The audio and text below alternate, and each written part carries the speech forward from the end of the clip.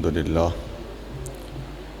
لله نحمده ونستعينه ونستغفره ونؤمن به ونتوكل عليه ونعوذ بالله من شرور أنفسنا ومن سيئات أعمالنا من يهده الله فلا مضل له ومن يضلل فلا هادي له ونشهد أن لا إله إلا الله وحده لا شريك له ونشهد أن سيدنا ومولانا محمدا عبده ورسوله أما بعد فأعوذ بالله من الشيطان الرجيم بسم الله الرحمن الرحيم كونوا ربانيين صدق الله مولانا العظيم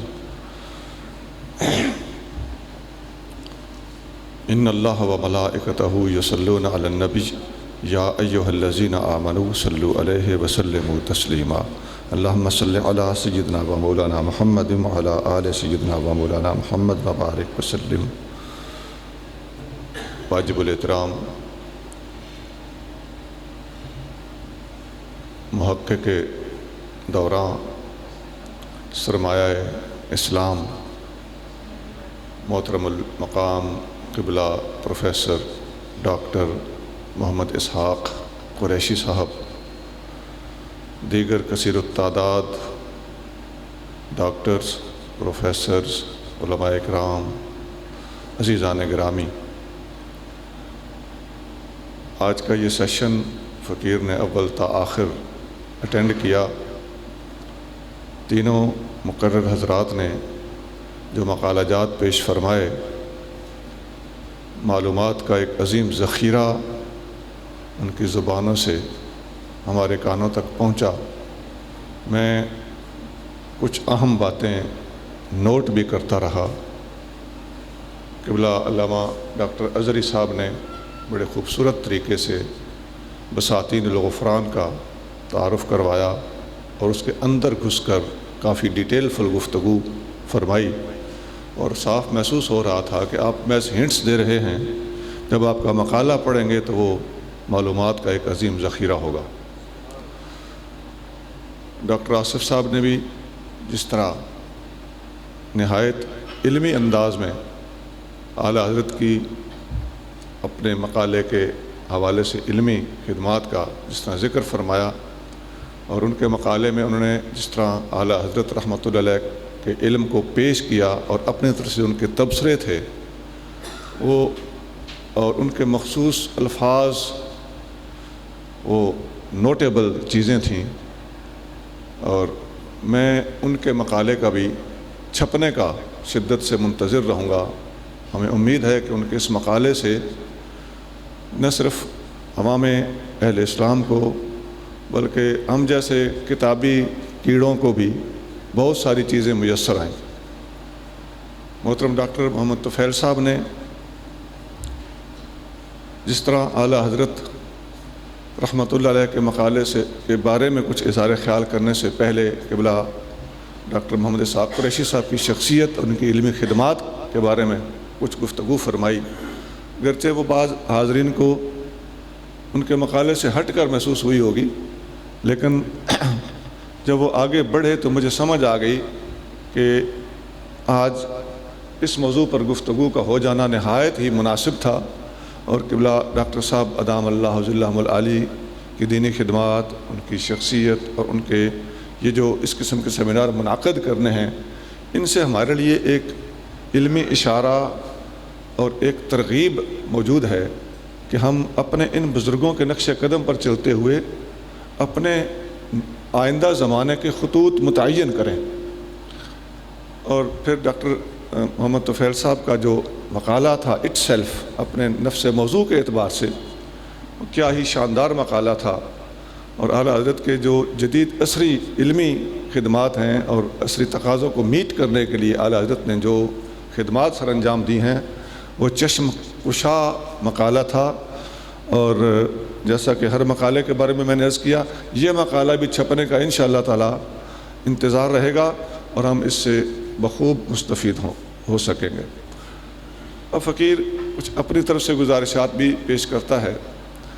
مجھے جو عنوان دیا گیا تھا وہ یہی ہے، عصری مسائل کے حل کے لیے اعلیٰ حضرت کی مدبرانہ صلاحیت۔ اس موضوع پر قبلہ ڈاکٹر محمد طفیل صاحب نے اتنی زیادہ گفتگو فرما دی ہے کہ شاید یہ موضوع جس طرح میرا یہی عنوان ہے یہ مجھے نبھانا پڑتا تو میں اتنا اچھا نہ نبھا سکتا جتنا آپ نے نبھایا ہے. یہ آپ کے اس علمی کاوش اور خدمت کے اعتراف کے طور پر میں یہ بات عرض کر رہا ہوں. اللہ تعالیٰ آپ کے علم میں اور آپ کی جستجو اور تحقیق میں مزید اضافہ فرمائے. میں چند باتیں عرض کر دیتا ہوں. موضوع میرا بھی یہی ہوگا، فکری تقاضے میٹ کرنا. میں نے اپنی گفتگو کو مختصر سے وقت میں 3 حصوں میں تقسیم کیا ہے. پہلا حصہ یہ ہے کہ عصری تقاضوں کے متعلق اور عصری مسائل کو حل کرنے کے لیے قرآن و سنت میں بنیادی خطوط اور رہنمائیاں کیا میسر ہیں. دوسرا حصہ یہ ہے کہ اعلیٰ حضرت امام اہل سنت شاہ احمد رضا خان بریلوی رحمۃ اللہ علیہ نے عصری مسائل کو خود کس حد تک حل کرنے کی کوشش کی ہے. اور تیسرا حصہ یہ ہے کہ اعلیٰ حضرت نے امت مسلمہ کو اپنے بعد کون سی لائن دی ہے کہ آپ لوگ اس لائن پہ محنت کریں اور عصری مسائل کو حل کرنے کے لیے اپنا راستہ متعین کریں. تو سب سے پہلی بات ہے کہ قرآن و سنت میں اس بارے میں رہنمائی کیا موجود ہے. اول تو اللہ کریم جل شانہ قرآن شریف میں ارشاد فرماتا ہے کنتم خیر امت اخرجت للناس، تم بہترین امت ہو جنہیں لوگوں کے لیے ظاہر کیا گیا. اب یہ بہترین امت ہونے کا لازمی تقاضا یہ ہے کہ ہم جتنی امتیں لوگوں کے لیے خارج کی گئیں، منظر پہ لائی گئیں، ان میں جب ہم افضل ہیں تو ہم نے پوری دنیا کی اور تمام گزشتہ امتوں کے بعد آنے والی تمام نسلوں کی علمی اور فکری آبیاری کرنی. یہ ایک بنیادی سی آیت ہے. اس قسم کی اور بھی آیتیں قرآن شریف کے اندر موجود ہیں جن میں امت مسلمہ کو اجتہادی امور پر ابھارا گیا ہے. نبی کریم صلی اللہ علیہ وسلم کی وہ معروف حدیث حضرت معاذ بن جبل والی جس کو اجتہادی مسائل کے لیے علماء بنیاد بناتے ہیں، وہ بخاری مسلم میں موجود ہے، مشکات میں بھی موجود ہے. اس کے بعد سنن نسائی اور دیگر کتابوں میں کچھ صحابہ اکرام کے آثار ایسے ملتے ہیں، ان کی سندیں بالکل صحیح ہیں.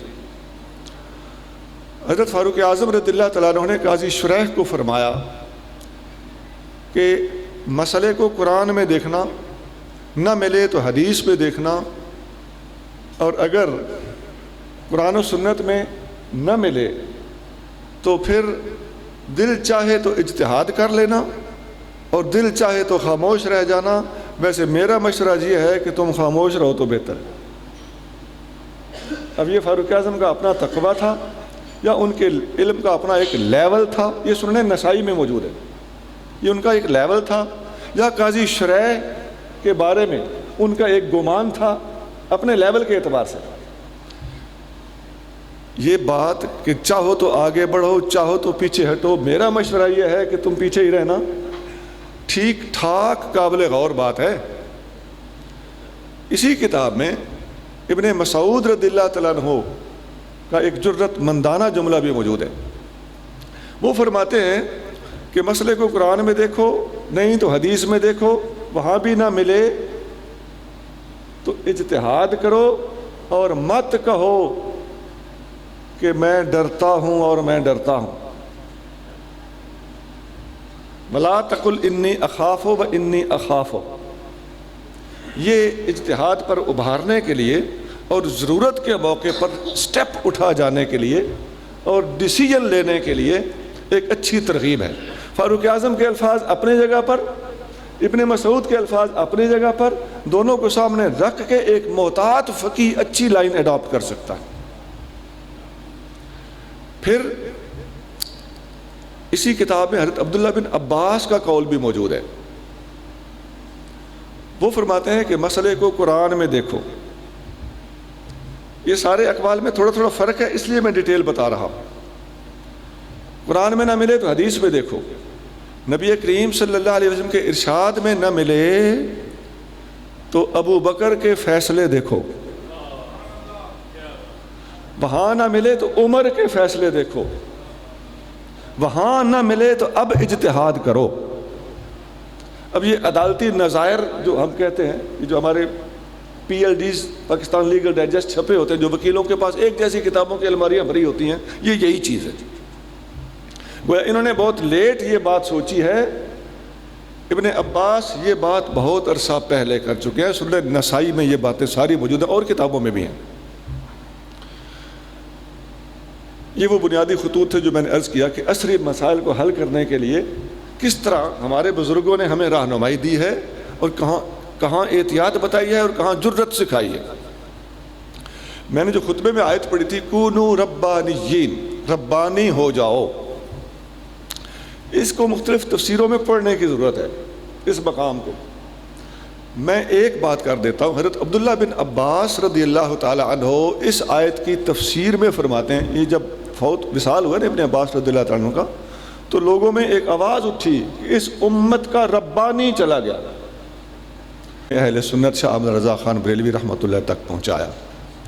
اب آپ ان خطوط کی روشنی میں کام کرتے رہے تو آپ نے ہر موضوع پر کام کیا ہے، جس طرح کہ ڈاکٹر محمد طفیل صاحب نے، میں نے عرض کیا کہ وہ بہت کچھ بتا چکے ہیں، میں شاید ان باتوں کو صرف ٹچ دوں گا۔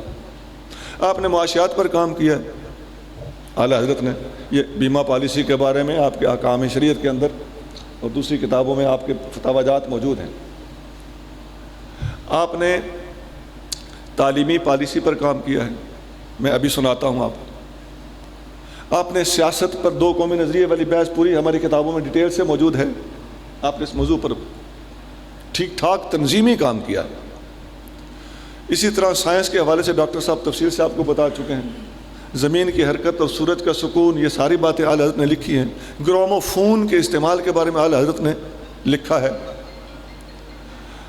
اور اعلیٰ حضرت رحمۃ اللہ علیہ کے ان کارناموں کے ساتھ ساتھ عقائد اور نظریات کے اوپر جو آپ کا کام ہے وہ اتنا ڈیٹیل فل ہے کہ انسان دنگ رہ جائے۔ آریہ کا رد موجود ہے، عیسائیت اور یہودیت کا رد موجود ہے، بدھ مت کا رد موجود ہے، حتیٰ کہ اندرونی طبقے جو ہمارے اندر مسلمانوں کے اندر فرقے ہیں ان کے بارے میں آپ کی مستقل کتابیں، ایک ایک موضوع پر 10 20 کتابیں آپ کی موجود ہیں۔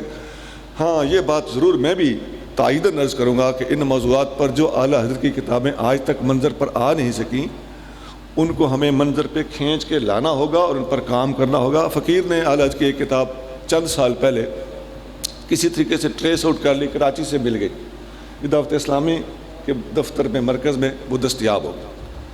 میں نے ریکویسٹ کی، انہوں نے مجھے بھیج دی، ہم نے اس کو چھپوا دیا۔ تو کسی ساتھی کا تبصرہ میں نے اس کتاب، چھپی ہوئی کتاب کے بارے میں نے، اصل میں ہوتا یہ کہ وہ کتاب کسی کے ذہن اور کسی کے نظریے کے جب خلاف ہوتی ہے نا، تو کتاب کا لیٹ ہونا اس وقت آڑے آتا ہے۔ باتیں بنانے والے پھر باتیں بناتے ہیں، وہ کسی کو وہ کتاب چبھی تو کہنے لگا کہ یہ کتاب پہلے کہاں تھی۔ اب یہ اس کتاب کو کنڈم کرنے کے لیے ایک جملہ ہے، حالانکہ ہر آدمی کامن سینس جس میں تھوڑی سی بھی وہ سمجھ سکتا ہے کہ کتابیں بعض اوقات زیور طبع سے آراستہ نہیں ہو پاتی، اس کی کئی وجوہات ہوتی ہیں۔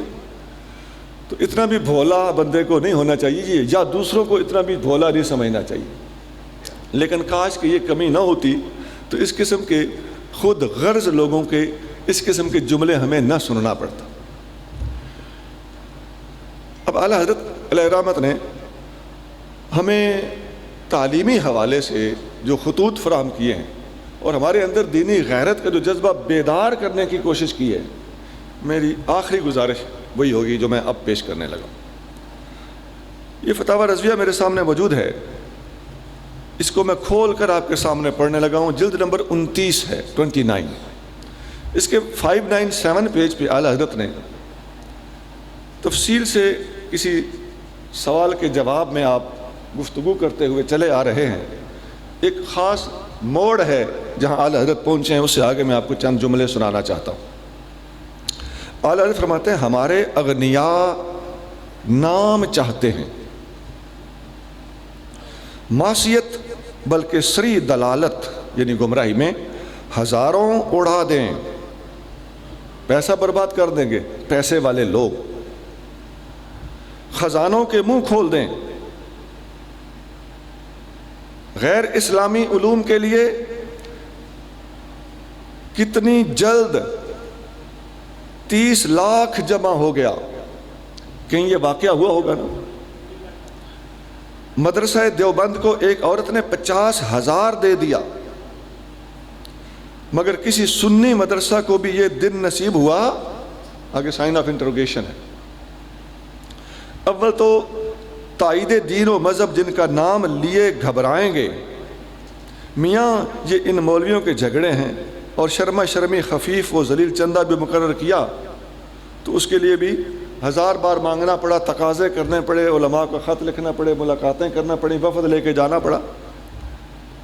تقاضا کیا تو بگڑے اور ڈھیل دیجئے تو سو رہے ہیں. یہ لمبی بحث ہے. آگے آپ لکھتے ہیں علماء کی یہ حالت ہے کہ رئیسوں سے بڑھ کر آرام طلب ہیں، حمایت مذہب کے نام سے گھبراتے ہیں. یہ بعض علماء کی آپ بات کر رہے ہیں. جو بندہ خدا اپنی جان اس پر وقف کر دے اسے احمق بلکہ مفسد سمجھتے ہیں. مداہنت ان کے دلوں میں پیری ہوئی ہے. ایام ندوہ میں ہندوستان بھر کا تجربہ ہوا. عبارات ندوہ سن کر دلالت کی رٹ لگا دیں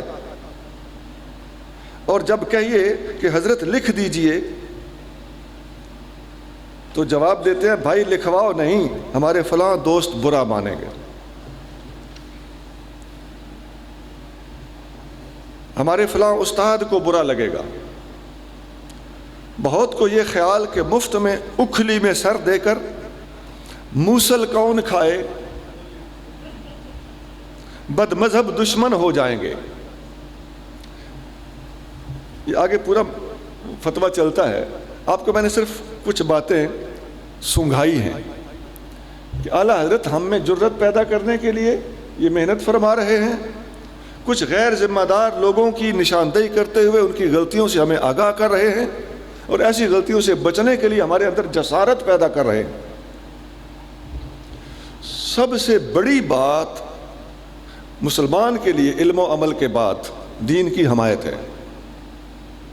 حمایت کا لفظ معنی ہی غیرت ہوتا ہے، حمیت حمایت کو ہی کہتے ہیں. اور بخاری مسلم ایک حدیث ہے لا حما الا للہ ولرسولہ. سب سے بڑی غیرت وہ ہے جو اللہ کی خاطر کی جائے اور اللہ کے رسول کی خاطر کی جائے. ویسے تو جو گھریلو غیرتیں ہوتی ہیں تو ہر کوئی کرتا ہے، یہ تو نان مسلم بھی کرتا ہے. مسلمان کے اندر اس سے بڑھ کر بھی ایک غیرت ہونی چاہیے، وہ دین کی غیرت ہے. اس چیز نے ہمارے جذبوں کو فرو کر دیا ہے. اعلیٰ حضرت علیہ رحمت نے اسی فتاوی میں آگے چل کے مدارس کی تعلیم کو بہتر کرنے کے لیے اور نظام کو ٹھیک کرنے کے لیے اور دین کی ترویج کے لیے اور کتب کی ترویج کے لیے 10 نکات پیش کیے. میں وہ 10 نکات آپ کے سامنے پڑھ دیتا ہوں. یہ 599 پیج سے آگے چلتے ہیں، 2-3 پیج تک چلتے ہیں. میں آپ کو آسان بنا کے پیش کرتا ہوں. اعلیٰ حضرت کی زبان ذرا مشکل ہے. اہل سنت و جماعت کی نشاط ثانیہ کے لیے چند نکات. نمبر 1، عظیم الشان مدارس کھولے جائیں اور باقاعدہ تعلیمی نظام ہو. پوائنٹ نمبر 2، اہل اور لائق طلبہ کو وظائف ملیں کہ وہ تعلیم دین کی طرف مائل ہوں. وظائف دینے سے ایک شوق بڑھے گا.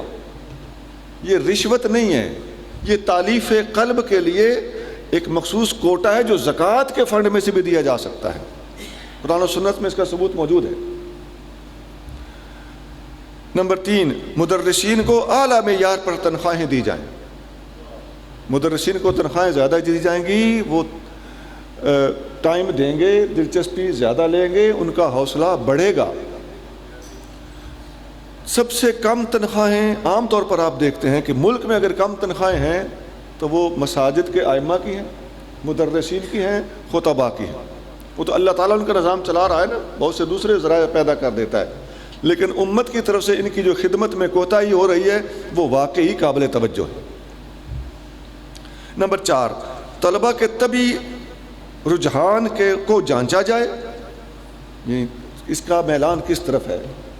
اس کا ایپٹیچیوڈ ٹیسٹ لیا جائے باقاعدہ کہ اس کے اندر صلاحیت کس رخ کون سا اختیار کرتی. تو ہمارے ہاں ایک جب میں سروس کرتا تھا تو ہمارے ہاں ایک پورا شعبہ ہوتا تھا CTTB central trade test board. اس بندے کو کس شعبے میں ہم نے منتقل کرنا ہے. ماہرین نفسیات ہمارا امتحان لیتے تھے. ہم پر طرح سے بلکہ اوٹ پٹانگ سوال ہوتے تھے, کوئی حیا کے بغیر سوال ہوتے تھے کہ لیٹ سی یہ کہتا کیا ہے. لیکن اس سے بندے کی صلاحیت سامنے آ جاتی تھی کہ اس کے اندر کیا کچھ ہے اور یہ کدھر کو چل سکتا ہے. آگے حضرت لکھتے ہیں کہ ان کی طبیعت کا میلان ہے دین کے ان کی طبیعت کا میلان دین کے جس شعبے کی طرف زیادہ ہو انہیں اس شعبے کا متخصص بنایا جائے.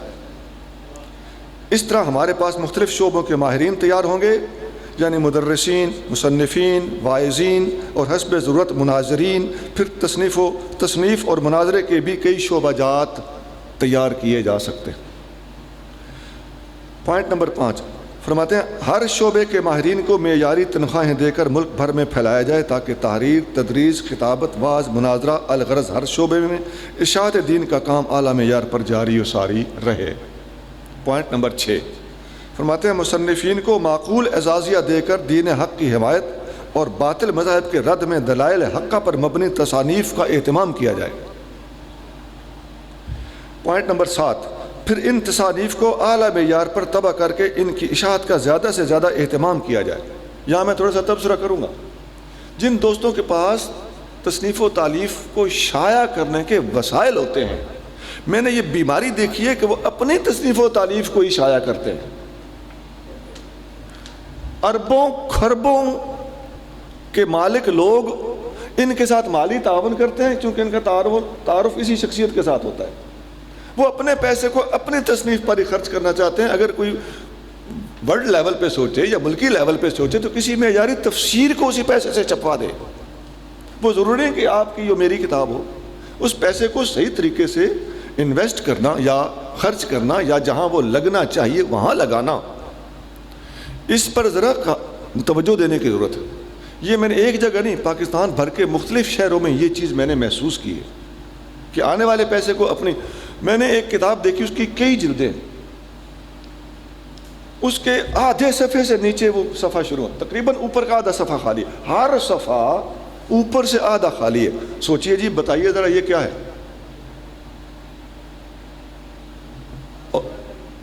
پھر اگلا چیپٹر شروع ہونا ہے تو 1-2 صفحے خالی چھوڑ دیے. میں نے محسوس کیا ہے کہ اگر وہ 10 جلدوں کی کتاب ہے, کئی جلدوں میں ہے, 10 جلدوں کی کتاب ہے تو میرا ساتھی آیا ہوا ہے جو کتابیں چھاپتا ہے. میں نے دیکھا ہے کہ وہ 10 جلدوں کی کتاب ہے تو میں نے اس سے پوچھا یہ کتنی جلدوں میں صبح جا سکتی تھی. اس نے کہا 3 میں آ سکتی تھی. اس پہ تھوڑی سی توجہ دینی ہوگی. ہم ساری کتابیں ہر طرح کی, ابھی یہ سٹیج ایسا ہے یہاں پر دوسری کتابوں کو چھاپنے کی ترغیبیں دی جاتی ہیں. ڈاکٹر صاحب یہ تو شکوہ کر رہے تھے.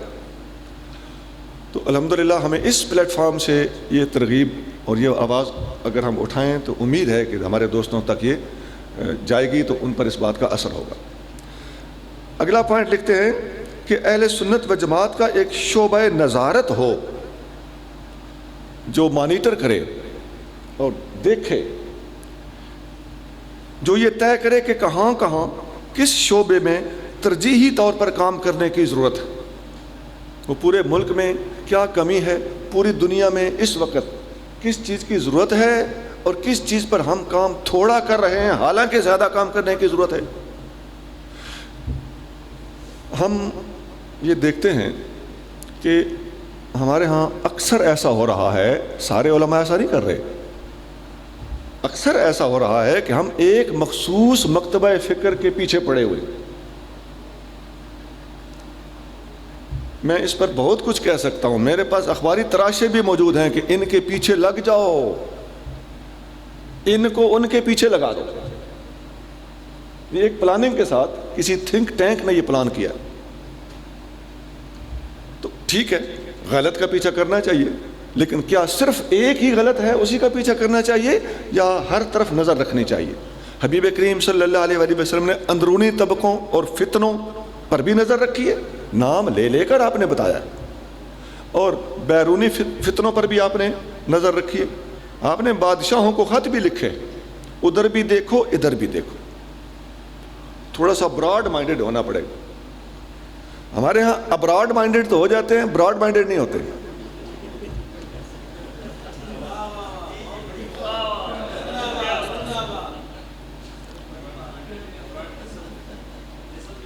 جی پوائنٹ نمبر 9، غیر ضروری باتوں میں نے دیکھا ہے جو لوگ ہمیں غیر ضروری باتوں میں الجھنے سے روکتے تھے، آج وہ خود غیر ضروری باتیں کرتے ہیں۔ جو باتیں ان کے لیول اور ان کی شان کے خلاف ہوتی تھیں ایک وقت تھا، اب وہ وہی باتیں جو ان کے خیال میں وہ چھوٹی چھوٹی باتیں تھیں وہ ادھر اتر آئے ہیں۔ یہ ابراڈ مائنڈڈ ہونے کے بعد ایسا ہوا ہے، کیونکہ وہاں اور کچھ کہا نہیں جا سکتا، تو یہیں ادھر ہی اپنی بھڑاس نکالو۔ اندر چونکہ لاوا تو ہر بندے کے اندر ہوتا ہے، وہ کہیں نہ کہیں پھینکنا ہوتا ہے۔ پوائنٹ نمبر 9، جو افراد مختلف شعبہ جات کے متخصص ہیں لیکن اپنے معاشی مشاغل کی وجہ سے ان شعبہ جات میں خدمت دین کے لیے وقت نہیں نکال پا رہے، انہیں بیش بہا وظائف دے کر معاشی ضروریات سے مستغنی کر دیا جائے، بے نیاز کر دیا جائے، تاکہ ان کی قابلیت دین کے کام آئے۔ آخری پوائنٹ نمبر 10، دینی رسائل و جرائد اور اخبارات کا اجراء بھی ہر عہد کی ضرورت ہے، یعنی ماہنامے، ویکلی میگزینز، منتھلی، سہ ماہی، ڈیلی اخبار، یہ علمی مواد بلا قیمت یا لاگت پر مہیا کیا جائے۔ یہ 10 باتیں ہیں، ان میں آپ نے محسوس کیا ہوگا کہ معاش پر اعلیٰ حضرت بڑا زور دے رہے ہیں۔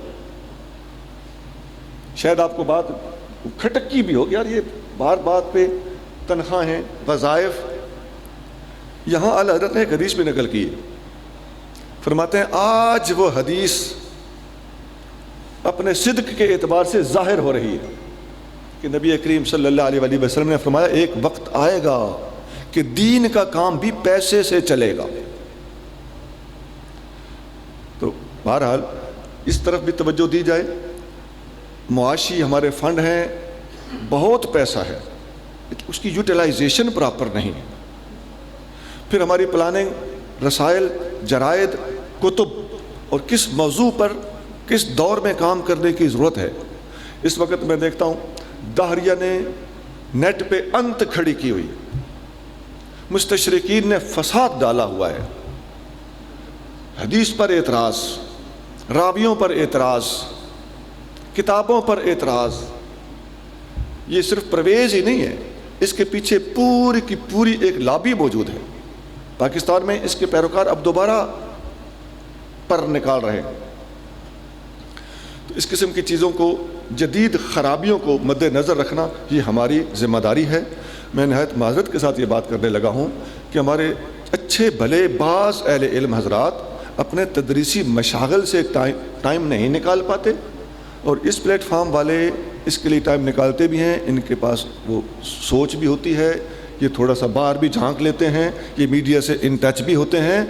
آپ کو بعض اہل علم حضرات بڑے متقی، نیک اور اہل علم ہونے کے باوجود آپ کو ایسے ملیں گے جو سوشل میڈیا کو آپریٹ کرنا اور اس کو ہینڈل کرنا نہیں جانتے۔ وہ کیا کریں گے اس موضوع پر کام؟ یہ آپ کا اور ہمارا کام ہے کہ ہم لوگ ان چیزوں سے ان ٹچ ہونے کی وجہ سے ان چیزوں سے آگاہی حاصل کرتے رہتے ہیں۔ تو یہ ہمارا بدرجہ اولا فرض کفایہ بنتا ہے۔ اللہ کریم مجھے اور آپ کو صحیح نہج پر، اور جس طرح ہمیں پیچھے سے میں نے بتایا قرآن و سنت کی روشنی میں جدید مسائل کے حل کے لیے ہمیں خطوط میسر ہیں، اعلیٰ حضرت نے مزید خطوط ہمیں اس کی تشریح کرتے ہوئے عطا فرمائے ہیں۔ ہمیں ذمہ داری کے ساتھ اٹھ کھڑا ہونے کی اور ہاتھ ڈالنے کی، اور مضبوط ہاتھ ڈالنے کی، اور دین کی غیرت کے ساتھ دین کا کام کرنے کی توفیق عطا فرمائے۔ اور اس پلیٹ فارم کو میں دوبارہ دعا دینا بہت ضروری سمجھتا ہوں۔